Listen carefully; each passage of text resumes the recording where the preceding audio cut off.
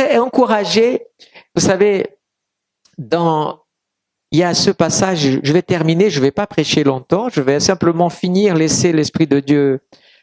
Mais vous savez, si vous prenez le chapitre 10 de l'évangile de Marc, c'est pas le chapitre où on va parler, je vais simplement sortir des choses. Il y a 3 sujets dans ce chapitre, non, il y en a plusieurs, mais je vais me contenter, d'ailleurs il est très long, je n'avais pas tourné la page. Il y a l'aveugle de Jéricho, il y a plein de choses, mais il y a les 3 premiers sujets. Le premier, c'est le divorce. Le deuxième, c'est les petits-enfants. Et le troisième, c'est le jeune homme riche. Je vais simplement prendre ces 3 exemples. Jésus va parler, on va venir essayer de savoir quelle est sa position sur le divorce. Vous savez, c'est pas du divorce que je vais parler, c'est du cœur. Et Jésus, en résumé de cette conversation sur le divorce, Jésus va dire dans le verset 5, Jésus leur dit, c'est à cause de la dureté de votre cœur que Moïse a écrit ces commandements. Regardons notre cœur. Très souvent, on regarde le visage de quelqu'un. Le visage reflète beaucoup ton cœur. Quand ton cœur est triste, ton visage est triste. Quand tu es heureux, ton visage sourit. Quand tu es en colère, ton visage montre. Et plus encore, comme disent certains, les yeux, c'est la porte de l'âme. On voit des choses. Mais vous savez, il y a des gens qui, par habitude de sentiments contradictoires, ont développé parfois une façade au visage qui essaye de cacher, des fois un sourire qui essaye de cacher une tristesse, ou un sourire qui cache une contrariété. Mais difficilement, quand on prête vraiment attention, on remarque. J'ai envie de dire que c'est ce qu'il y a dans ton cœur qui reflète ta vie, et pas l'inverse. Ne laisse pas la dureté pénétrer ton cœur. Parce que la dureté, elle fait penser à la pierre, elle bouche des oreilles. Parce que le Saint-Esprit ne parle pas à cette oreille-là. Hein. Il peut parler à cette oreille-là, mais c'est très rare, c'est très particulier.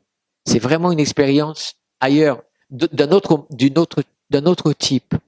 L'oreille, c'est l'oreille de ton cœur que le Saint-Esprit parle. On n'entend pas des voix comme ça. Si vous commencez à entendre beaucoup de voix, faites attention. C'est pas forcément les bonnes voix. Je vous assure. La voix de l'Esprit, elle est dans ton cœur. C'est quand le Saint... Et il y a beaucoup de bruit dans notre cœur. Mais la dureté de notre cœur nous empêche.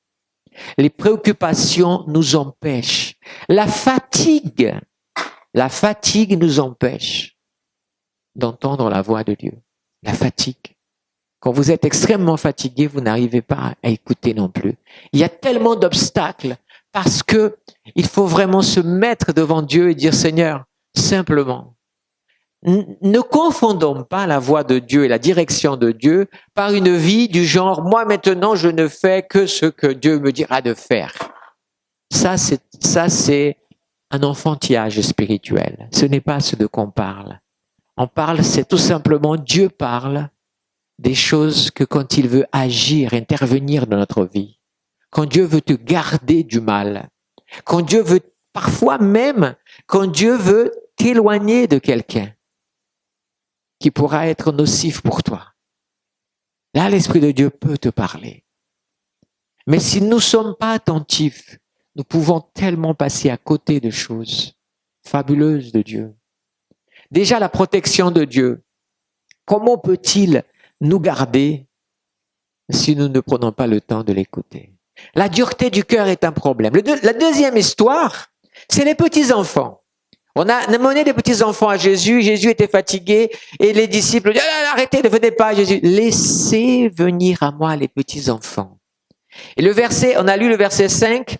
Regardez ce que dit le verset 15. « En vérité, je vous dis, quiconque ne recevra pas le royaume de Dieu comme un petit enfant n'y rentrera point. » Si ton cœur ne doit pas être dur, ton cœur doit être comme un cœur d'un enfant. Là encore, le diable a tendance toujours. Il y a des chrétiens petits-enfants. Et ça, c'est catastrophique. Vous savez, des chrétiens qui veulent être comme des petits-enfants. C'est pas devenir un petit enfant. Sois adulte spirituellement, mais garde un cœur d'enfant. C'est pas de l'enfantillage, mais c'est cette simplicité du cœur qui ne pense pas toujours en mauvais, qui n'est pas toujours en train de juger les autres, qui n'est pas toujours en train d'avoir des pensées toujours néfastes et négatives. Et pour cela, pour avoir un cœur d'enfant, il faut voir aussi la vie d'un enfant. Un enfant au début, tant qu'il n'est pas contaminé par les souffrances, les traumatismes de la vie, son cœur est pur. Mais à mesure qu'on grandit, son cœur est pollué par des traumatismes. Alors, ce n'est plus un cœur d'enfant, mais c'est le cœur des traumatismes qui parfois nous fait penser d'une telle et telle manière. Purifie ton cœur ce matin. Et la troisième histoire, dans ce chapitre 10, c'est le jeune homme riche. Ce jeune homme riche, il est dit quoi? Qu'il est venu voir le Seigneur pour dire qu'est-ce que je dois faire? Qu'est-ce qui me manque? Il avait un cœur orgueilleux.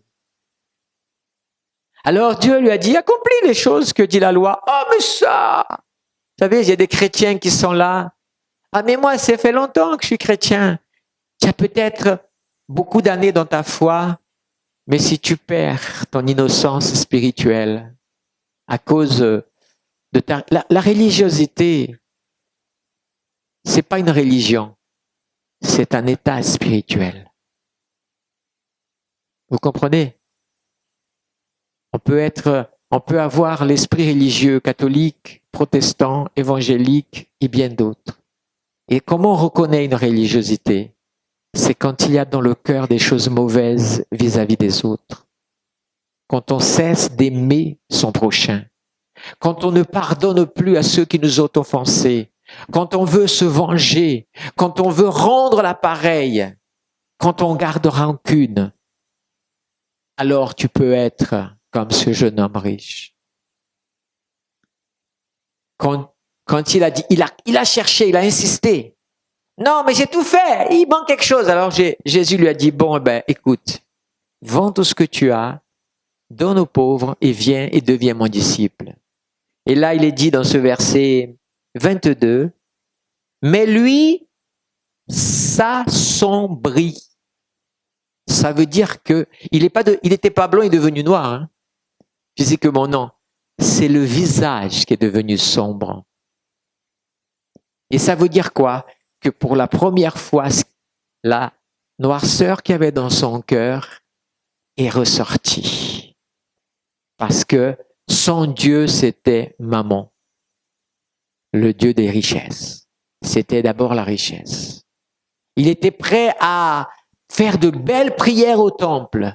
Il était prêt à chanter des cantiques au temple. Il était prêt à se mettre à genoux et passer des heures à genoux, visage contre terre. Il était prêt à obéir au pied et à la lettre aux 10 commandements. Mais il n'était pas prêt à se débarrasser.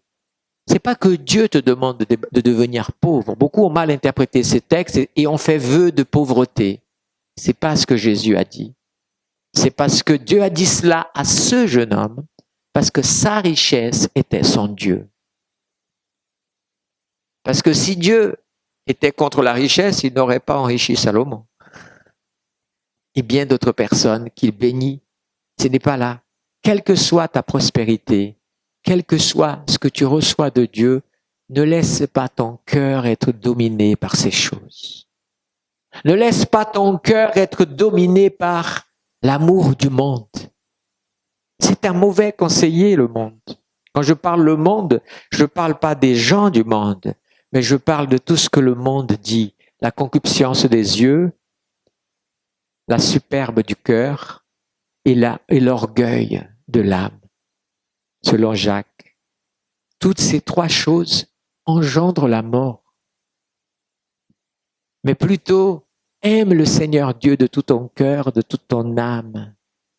et de toute ton intelligence ou toutes tes forces. Aime le Seigneur Dieu. Le premier commandement, c'est écoute. Amen. Écoute. Et qu'est-ce que je dois écouter? Aime le Seigneur Dieu de tout ton cœur. Ah. Et Jésus dira, le premier commandement, je vais vous le compléter si vous ne l'avez pas compris. Mais c'était déjà valable dans l'Ancien Testament, mais c'était pas très clair. Alors Jésus a laissé très clair. Le premier commandement est le suivant. Et c'est ce qu'il a dit à ce jeune homme. Écoute bien. Tu écoutes ce que je vais te dire? Aime le Seigneur ton Dieu de tout ton cœur. Ah mais c'est bon, j'aime Dieu. Aimer Dieu, c'est tellement facile. Mais il ajoutera ce qui est moins facile. Aime ton prochain comme toi-même. Ah, comme toi-même. C'est un joli piège que Jésus a mis dans nos cœurs. Hein. C'est trop facile. Mais j'aime tout le monde. Mais est-ce que tu les aimes comme tu t'aimes toi-même? Hein? Parce que normalement, nous ne voulons pas du mal à notre vie. Normalement, nous pardonnons nous-mêmes, non? Nos fautes. Il n'y a que les gens qui sont, malheureusement, et je le dis ça, mais c'est un besoin de prière et de délivrance. Quand les gens ne se pardonnent pas, c'est qu'ils sont prisonniers de quelque chose. Parce que dans notre conscience, nous sommes programmés pour nous auto-excuser de nos erreurs. On le fait ça tout le temps. Hein. Vous savez, quand il y a une discussion avec quelqu'un, très souvent, on manifeste parfois une mauvaise foi. Toujours on cherche une excuse parce qu'on veut s'émanciper. On veut paraître bien. On veut que les gens nous regardent et disent, waouh, il est bien, elle est bien. C'est un besoin humain. C'est comme ça, c'est l'humain, il est comme ça. C'est pour ça que je dis que quand tu n'es pas comme ça, quand tu n'as pas envie de vivre, tu as envie de mourir, c'est pas normal. Tu as besoin de Dieu dans ta vie. Parce que le désir de la mort ne fait pas partie de l'être humain, c'est le désir de la vie que Dieu a mis en nous. Amen. Quand je vois parce que il y a des gens qui désirent mourir, et puis quand on leur dit, bon, je vais prier pour que tu meurs là pendant la prière, peut-être pas maintenant. Vous voyez, on n'a pas envie de mourir. On a envie de vivre. Mais quand quelqu'un franchit le pas d'essayer d'atteindre à ses jours, cette personne est prisonnier de quelque chose et a besoin d'être délivré, a besoin du Seigneur. Quand quelqu'un ne s'aime pas elle-même ou lui-même, c'est qu'elle a quelque chose qui l'a rendu comme ça. Et le Seigneur est là pour ça. C'est pour ça que la règle, c'est aime ton prochain comme toi-même. Gloire à Dieu. Alors, bien-aimé, que ton cœur, Jésus a dit que votre cœur ne se trouble point. Amen. Croyez en Dieu, croyez en moi, c'est Jésus qui a dit. Dans la maison de mon Père, il y a beaucoup de places et je vais vous préparer une place. Amen. Gloire à Dieu. Alors, je vais ouvrir une petite parenthèse. Nous avons la joie d'avoir avec nous Vincent. Voilà, ami de Pierrette. J'aimerais qu'on l'accueille. On est très heureux de vous avoir aujourd'hui. Le Seigneur te bénisse. Soyez le bienvenu. Voilà, merci beaucoup. Et donc, Dieu nous aime et il voudrait tellement avoir une relation plus personnelle avec vous. Vous savez ce qui est intéressant, et c'est peut-être mon dernier exemple que je vais donner. Quand on a une relation avec Dieu, on a l'impression qu'on va paraître plus spirituel. C'est pas vrai. Vous voyez des gens qui paraissent très spirituels. Hein? Moi, je me méfie parfois quand les gens paraissent très spirituels. Dans leur apparence, dans leur façon de parler. Ah, moi, vous savez, ça, c'est plus un esprit de religiosité. Avoir une relation avec Dieu nous enseigne à être plus humbles, à aimer plus les gens. Par contre, ça nous enseigne aussi à ne pas aimer le péché, à rejeter le péché. Et ça fait partie aussi. Amen. Ça fait partie. Pourquoi? Parce que le péché nous entoure, nous sert nous étouffe. Et il désire tellement nous posséder. Mais la sainteté de Dieu, qu'en lui laissant la place, va toujours nous garder du péché. La preuve que Dieu vous parle tous les jours, c'est quand vous allez pécher, il y a quelque chose qui vous dit, ça c'est pas bien. Vous avez vu le petit enfant qui paraît innocent? Paraît innocent. Je ne parle pas du bébé de 2 mois quand même. Hein. Allez, prenons celui qui a déjà 1 an. Hein? Quand il a compris qu'il ne doit pas faire ça, vous savez déjà, vous avez tous vu ça, rassurez-moi. Il va le faire, il a ce petit regard. Est-ce que c'est lui qui m'a interdit? Vous voyez, c'est déjà en nous. La voix du Seigneur. Le sentiment. La voix du Seigneur n'est pas toujours une voix, mais parfois un sentiment que Dieu met fort en nous. Fort en nous. Sois attentif à ça. Je veux prier pour que le Seigneur te donne de vivre des expériences cette semaine avec lui, plus que d'habitude. Amen. Cherche le Seigneur et tu le trouveras. Quand tu vois, vous savez, c'est facile de reconnaître la voix du Seigneur. Si tu vois quelqu'un que tu n'aimes pas beaucoup et tu dis c'est l'occasion, je vais lui mettre c'est pas le Seigneur. Tu peux être couvert de raisons. Il m'a fait ça, c'est l'occasion, je vais de lui rendre. C'est pas la voix du Seigneur. Je peux te garantir que c'est pas la voix du Seigneur. Par contre, si tu vois la personne t'a fait ça et toi, tu dis, va vers lui, souris-lui et montre que tu tiens pas rigueur. Qu'est-ce qui va se passer? Un conflit au fond de toi. Mais là, c'est pas. Vas-y, mon enfant. Là, c'est la voix du Seigneur. Gloire à Dieu. Quand on entend dans la parole de Dieu dire, je suis dans la joie, quand on me dit, allons à la maison de l'Éternel. Est-ce que c'est la voix du Seigneur? Oui ou non? Mais alors, ça veut dire que quand on me dit, ne va pas aujourd'hui, tu es fatigué. T'es un peu mal, tu mérites de rester chez toi aujourd'hui. Je vous laisse interpréter. Quand quelqu'un dit, écoute, donne ta vie au Seigneur, donne ta vie au Seigneur. Mais quand tu entends quelqu'un, tu es jeune, si tu vas donner ta vie au Seigneur, ça va être tu vas être obligé de ça et ça. N'écoute pas cette voix, parce qu'elle veut voler ta jeunesse. Elle veut voler ta jeunesse. Vous savez, être jeune et être au Seigneur, c'est la meilleure sécurité que nous avons. Le Seigneur nous préserve de tellement de malheurs du monde de notre jeunesse. Je vous assure, j'ai perdu la liste de jeunes que j'ai pu rencontrer tout au long de ma vie, qui sont devenus adultes, et d'autres adultes qui m'ont raconté leur jeunesse. Et combien certains ont des phobies, des traumatismes. Certains ont pris des décisions qui va les marquer pour la vie parce que dans leur jeunesse, ils ont écouté leur cœur, leur désir de la jeunesse du monde. Dieu n'a rien contre la jeunesse. Dieu, au contraire, veut sauver notre jeunesse. Mais il faut que nous ayons envie de lui donner notre jeunesse. Ne faisons pas comme ce traité d'évangélisation qui est sorti il y a quelques années. Attention, première image, un enfant trop jeune pour servir le Seigneur. Et puis, un adolescent déjà dans la jeunesse, il y avait quelque chose qui disait trop occupé ou quelque chose pour donner au Seigneur. Et puis on montait adulte, et puis trop de travail, trop de soucis pour servir le Seigneur. Et puis, la personne âgée et tout, trop vieux pour servir le Seigneur. Et puis la dernière image, un cercueil, trop tard pour servir le Seigneur.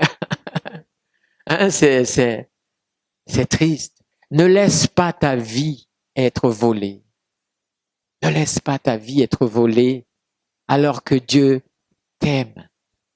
Allez, on va baisser nos têtes et puis je vais simplement prier pour vous. Si quelqu'un ce matin n'a pas encore donné sa vie au Seigneur et désire, comme Marie a témoigné, nous avons besoin de donner notre vie au Seigneur. Si notre cœur demande, Seigneur, je veux te confesser comme mon Sauveur, comme mon Seigneur, je veux te donner ma vie aujourd'hui, je suis prêt à prier pour toi. Il suffira simplement, si tu n'as pas encore, si tu n'es pas en règle avec Dieu, si tu n'as pas encore donné ta vie au Seigneur, il suffira de lever ta main et je prierai avec toi, pour que le Seigneur vienne dans ta vie, prenne toute place dans ton cœur et que tu commences une vie nouvelle. Si quelqu'un a ce désir, pendant que tout le monde a la tête baissée et parle avec Dieu, toi, tu peux lever ta main et moi, je leverai et je prierai pour toi. Alléluia. Seigneur, parle à nos cœurs. Parle à nos cœurs. Comme disait le chant tout à l'heure, comme un ouragan. Seigneur, que nous n'attendions pas un ouragan pour nous réveiller. Miséricorde, Seigneur. Parle-nous dans la douceur de ce matin, de ton esprit. Parle à notre cœur. Montre combien tu comptes sur nous et que tu as envie qu'on t'appartienne tout entier. Qu'on te donne notre vie et qu'on te remette notre vie. Et qu'on découvre que la marche avec toi, c'est le plus gros bonheur que nous pouvons avoir. Seigneur, merci de parler aussi à tes enfants qui te connaissent déjà, mais qui ont besoin d'être renouvelés dans cette relation avec toi, qui ont besoin d'apprendre à écouter ta voix. Oh Saint-Esprit,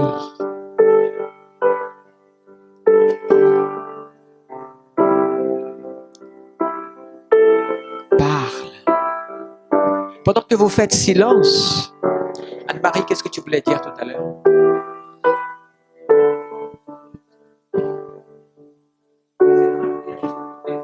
Il y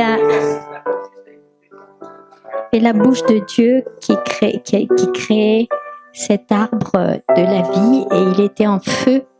Et le Seigneur me disait, oui, je suis un feu qui ne s'éteint pas.